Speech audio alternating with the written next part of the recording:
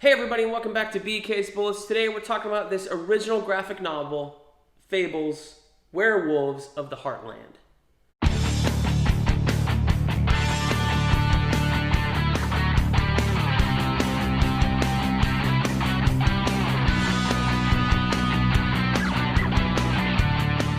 Hey everybody, and welcome back to BK's Bullets. I'm your host, Brent, and today we're talking about this graphic novel, Werewolves in the Heartland. It's part of the Fables series. Doesn't have a volume number on it, but I will tell you where to read it because I figured out pretty much the right spot to read it. And that's all thanks to the back of this volume. It kind of says like Fables only goes up to volume 16, Super Team.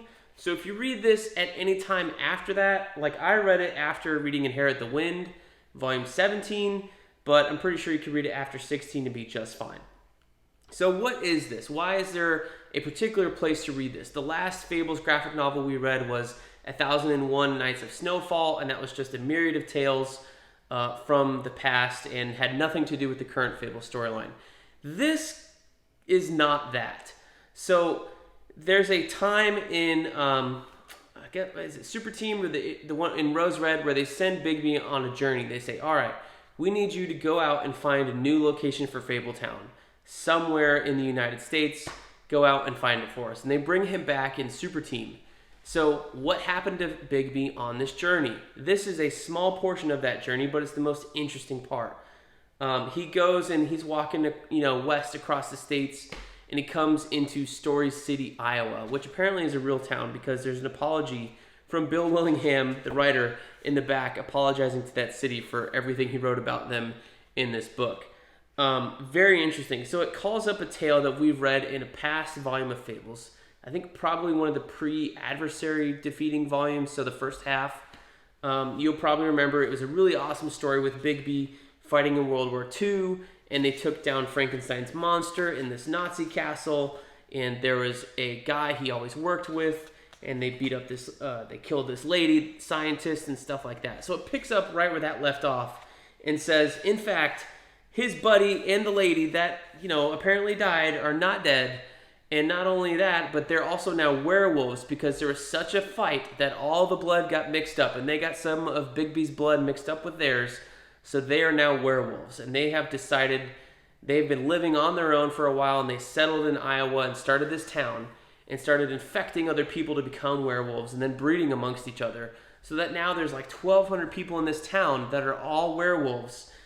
They're all white and blonde. That's kind of a weird thing of them being, all German and kind of related to each other. And I guess this Nazi thing going back with the original woman here. But anyway, they're all werewolves, and Bigby comes along and finds this out, and it's kind of like, wait, I remember you. We were pals, and I remember you. We were enemies. And what is all this going on around here? I don't like this. So Bigby just kind of takes it upon himself to throw down. And the last half of this graphic novel is a graphic novel where Bigby is fighting all these other werewolves in a battle to the death. There's some nudity in there. I can't show you that page, but lots of blood, lots of gruesomeness. Here you go. Just kind of taking out a lot of this town and taking off, knocking off all the leaders, and then there's a big showdown at the end where he kind of tells the town what's what. And how they're going to live from now on and what he thinks is the best course of action. And basically tells them, hey, you're going to do this way or else I'm going to come back and ruin the rest of this town. So it's a pretty grim story. But the way it's told is really, really cool. The art in here is by Craig Hamilton and Jim Fern. And I'm not sure which is which, not being familiar with any of the artists themselves before reading this. And there's no indication in this trade paperback who's doing what pages or if they're splitting it up by chapters.